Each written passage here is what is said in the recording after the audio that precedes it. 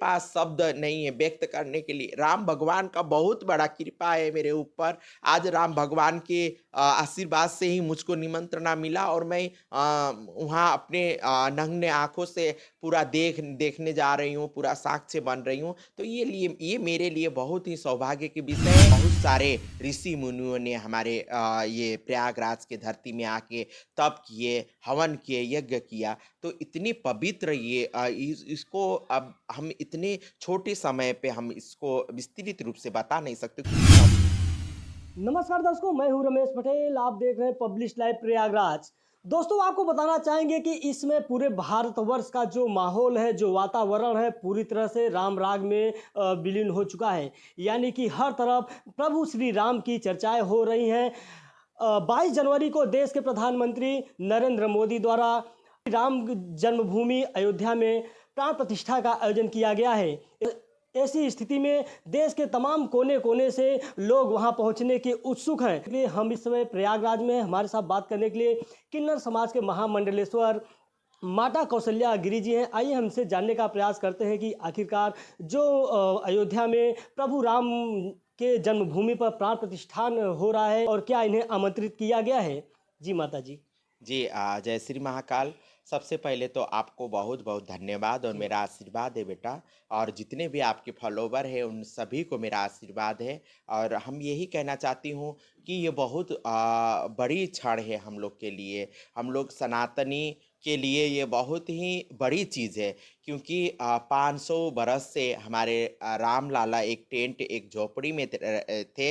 अब उनको भव्य एक मंदिर में स्थापित करने जा रहे हैं। उनका 22 तारीख को प्राण प्रतिष्ठा है।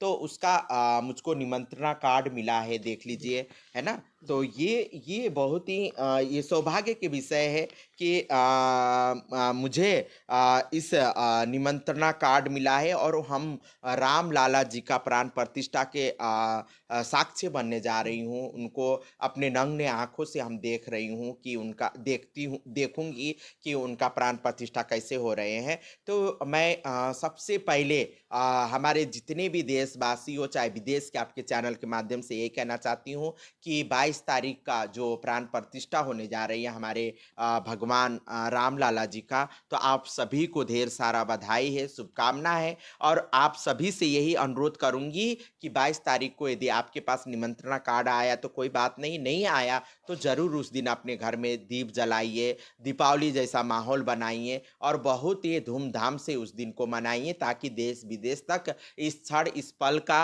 मैसेज जाए। और हम एक बात ये भी कहना चाहती हूँ कि राम भगवान से हमारे किन्नरों का बहुत पुराना नाता है क्योंकि जब राम भगवान जन्म लिए थे तभी हमारे किन्नर माताएं उनको वहाँ पे सोहर गाने गई थी। और जब राम भगवान अपने अयोध्या से वनवास के लिए प्रस्थान हो रहे थे तो उनको सरजू जी के तट पे सारे अयोध्या नगरी के एक एक वासी उनको विदाई करने के लिए आए थे। तो राम भगवान को विदाई करने के लिए किन्नर जी। किन्नर माताएं भी आई थी, मगर राम भगवान ने नर भी जाओ नारी भी जाओ कहे, मगर किन्नरों के आदेश नहीं था। तो उन्होंने क्या किया, किन्नर माताएं का आदेश नहीं था तो किन्नर माताएं 14 बरस वहीं सरजू जी के तट में वन में उन्होंने भी वनवास काटी। जब राम भगवान वापस लौट के आए तो किन्नर माताओं को देखे तो किन्नर माताओं को वहीं आशीर्वाद दिए कि आप लोग को जाओ कलयुग में जाके आप लोग जो कहेंगे जिसको आशीर्वाद लेंगे वो फलीफाप होगी। तो आज जाके वो सही में बात होते जा रही है।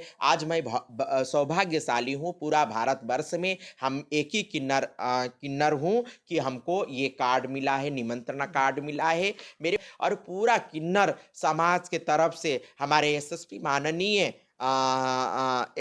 माननीय प्रधानमंत्री नरेंद्र मोदी, एसएसपी माननीय मुख्यमंत्री योगी आदित्यनाथ जी, एसएसपी माननीय हमारे डिप्टी सीएम केशव प्रसाद मौर्य जी को मैं बहुत बहुत साधुवाद कहती हूँ, आभार व्यक्त करती हूँ कि आपके कर कमलों के कारण ही इतना भव्य और दिव्य मंदिर बन रही हैं और उस मंदिर में हमारे राम लाला स्थापित होने जा रहे हैं। तो ये हम लोग सनातन के लिए इस इससे बड़े सौभाग्य की बात नहीं। और एक बात ये कहना चाहती हूँ, सत्य ही सनातन है, क्योंकि आज राम भगवान 500 बरस के बाद अपने भव्य मंदिर में जा रहे हैं, तो ये कहीं न कहीं हमारे सनातन धर्म का जीत है और हमारे सत्य का जीत है, और सत्य ही सनातन धर्म है। और राम एक-एक गाँव में, एक-एक हमारे एक-एक देशवासियों के दिलों में बसे हुए हैं, और हम लोग हमारे वंश हमारा पूर्वज हमारे राम भगवान हैं। हिंदुस्तान के भारत माता के जितने भी, चाहे वो मुस्लिम हो चाहे हिंदू है, उनका आराध्य देव राम भगवान ही है, उनका वंशज राम भगवान ही है। डीएनए टेस्ट करवाओ तो मुस्लिम का भी वही निकलेगा। तो हम सभी को उस दिन का 22 तारीख को बहुत भव्य से और दिव्य से उस दिन मनाना चाहिए। देश विदेश तक हमारे देश से मैसेज जाना चाहिए कि हम लोग खूब भव्यता के साथ, अब पूरा राम मंदिर तो बन ही रहा है, अब राम युग का जमाना आया। जी। दर्शकों बताना चाहेंगे कि यह सनातन धर्म के लिए बहुत गर्व की बात है कि युगों युगों बाद पुनः प्रभु राम का हमें 22 तारीख को प्राण प्रतिष्ठान होने जा रहा है। सबसे बड़ी गर्व की बात सनातनियों के लिए तो है ही, लेकिन उससे भी बढ़कर गर्व की बात कहीं ना कहीं किन्नर समाज के लिए है। जिस प्रकार से पहले किन्नर समाज को लोग हीन भावना से देखते थे, लेकिन आज के समय में कहीं ना कहीं जो किन्नर समाज है वह समाज का एक अंग बनकर रह गया है। यानी कि लोगों की चाहे हर क्षेत्र में देखा जाए, चाहे लोगों की सेवा हो या लोगों की मदद हो, हर कार्य में किन्नर समाज बढ़ चढ़कर हिस्सा लेता है और लोगों की मदद करता है। माता जी, आप कितने तारीख को वहाँ प्रस्थान कर रही हैं? जी, मैं यहाँ से 18 तारीख को जा रही हूँ, क्योंकि हम लोग हमारे जितने भी किन्नर समाज में बहुत ज़्यादा उत्साह है, क्योंकि किन्नर समाज का हम प्रतिनिधित्व करके जा रही हूँ, और पूरा किन्नर समाज के तरफ से हमको भेजा जा रहा है। तो पूरा हमारे भारतवर्ष में पूरा किन्नर समाज में बहुत उत्साह है। तो हमको जाने से पहले हम लोग सबसे पहले हनुमान जी, लेटे हुए हनुमान जी का दर्शन करने जाएँगे, वहाँ पूजा अर्चना करेंगे, गाजा-बाजा के साथ में हमारे पूरा किन्नर समाज के एक-एक बच्चे लोग हमको विदाई करेंगे, तब हम जाके अयोध्या में जाऊँगी, और पूरा किन्नर समाज के तरफ से प्रभु राम जी का चरणों में मैं कोटि-कोटि नमन वंदन करूँगी। ये हमारे लिए बहुत ही सौभाग्य के विषय है। मैं शब्द में इस चीज़ को, अपनी खुशी को हम बता नहीं सक रही हूँ, बता नहीं पा रही हूँ, मेरे पास शब्द ही नहीं है, मैं कैसे कहूँ। राम भगवान जो हमारे आराध्य देव है, जिसके रौ-रौ में राम है, और हर हमारे राष्ट्र ही एक राममय बनते जा रही है। हमारा राष्ट्र ही एक हमारे ये युग ही राम युगमय बनते जा रही है। इससे बड़ा चीज़ तो हो ही नहीं सकता है। हम लोग पता नहीं पूर्व जन्म में क्या अच्छाई करे थे कि हम लोग के जीवन काल में राम भगवान के मंदिर बन रहा है। बहुत सारे लोग इंतजार करते करते राम भगवान के मंदिर का मंदिर देखने का इंतजार करते करते वो खत्म हो गए, मगर हम लोग सौभाग्यशाली हैं कि हम लोग के जीवन में राम भगवान का साक्षात भव्य मंदिर बनते हुए हम लोग देख रहे हैं। माता जी, आप वहाँ से बिलॉन्ग करती हैं कि जहाँ पर देश विदेश के लोग यहाँ प्रयागराज में आते हैं और संगम तट पर 15 जनवरी से माघ मेला शुरू होने वाला है। तो किस तरह से जो साधु संत दूर दराज से आएंगे उन्हें क्या कुछ कहना चाहेंगे? जी, ये प्रयागराज तीर्थराज बोला जाता है, जो तीर्थों के राजा तीर्थों है। के राजा जी। और प्रयागराज में जब समुद्र मंथन हुई थी, तो सबसे अमृत भी निकला था, और उसमें से विष भी निकला था, और मगर विष हमारे आराध्य देव शिव भगवान ने ग्रहण कर लिया, सेवन कर लिया, तो उनका कंठ नीलकंठ हुआ, तो उनको नीलकंठ नाम से भी जाना जाता है। मगर अमृत जब देव और राक्षसों में जब लड़ाई हुआ अमृत के लिए, तो पहला अमृत हमारे प्रयागराज में छलका था। तो इसीलिए यहाँ पे भव्य कुंभ का आयोजन होती है, कुंभ मेला लगती है। तो इस बार माघ मेला है, अगली साल कुंभ का तैयारी है।